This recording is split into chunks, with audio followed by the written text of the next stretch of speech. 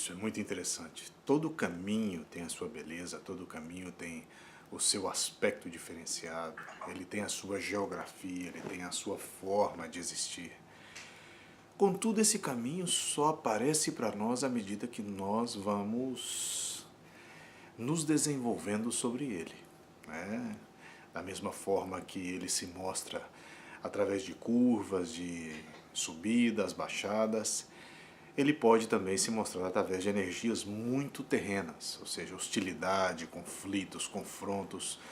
Daí, claro, os mestres explicavam que cada caminho ele tem diferentes tipos de atmosfera. Nós podemos criar uma atmosfera pessoal, uma atmosfera coletiva e da mesma forma nós podemos encontrar esse tipo de atmosfera ao longo da jornada. Por isso nós temos um caminho que às vezes leva à violência, outro caminho que leva à paz, outro caminho que leva à serenidade, outro caminho que leva à felicidade. Porém, todos são caminhos. Agora você pode pegar um mesmo caminho, mas diferentes pessoas terão diferentes ritmos, diferentes compassos, diferentes formas de ver esse mesmo caminho e possivelmente a paisagem, a geografia também se alterará. Isso depende da forma como construímos a ideia desse caminho.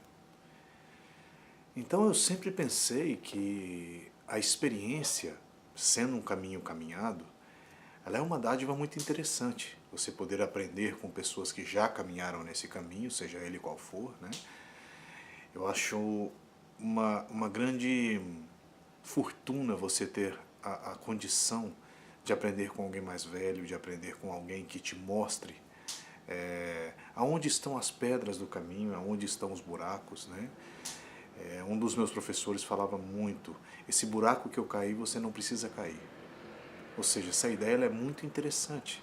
Se você souber ouvir, se você souber aprender, você não tem necessidade de cair nos mesmos erros. Possivelmente você vai ter outros tropeços, mas serão seus e farão parte da sua experiência. Porque o seu caminho ele está sendo construído à medida que você se desenvolve nele.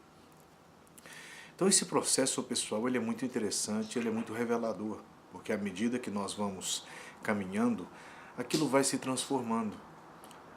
Podemos sentir cansaço, frio, fome, medo, mas também existe aí a autossuperação e o autoconhecimento. À medida que o caminho vai se revelando e que nós vamos nos revelando para ele, tudo aquilo também vai se transformando. As impressões primárias, as impressões secundárias, as percepções, né? E as próprias superações. Tudo isso tende a existir dentro de uma proporção diferenciada quando você compreende o que é esse caminho.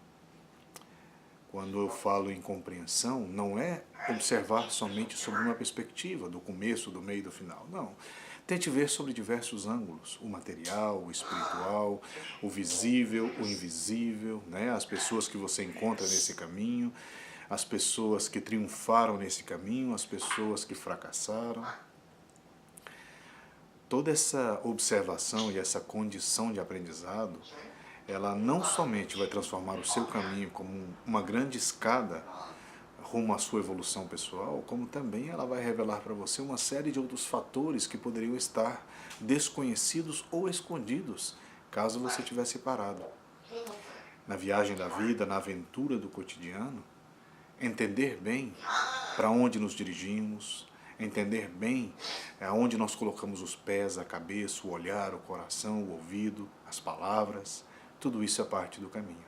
E as compensações desse caminho, seja ele qual for, só pode vir quando você compreende também o que foram as dificuldades, o que foram as superações, para que você possa entender as compensações. Só reconhece o céu quem já esteve no inferno. Só sabe o que é a sede quem já provou do valor da água, não é? Então, toda essa concepção que nós temos de caminho, ela tem uma visão diferenciada desde o momento que nós entendemos aquele caminho não só como uma via por onde eu devo passar, mas sim por uma porta onde muitas coisas podem acontecer. E muitas coisas podem ocorrer no sentido de ensinamento, no sentido de aprendizado, no sentido de uma experiência pessoal. Então eu acho que as compensações dos caminhos vão surgir principalmente quando nós entendemos os mecanismos pelos quais elas podem surgir. não adianta nada eu simplesmente triunfar em um caminho se eu não sou capaz de ter uma percepção sobre o caminho que foi percorrido, sobre as dificuldades que foram superadas. Senão, isso não é um caminho percorrido.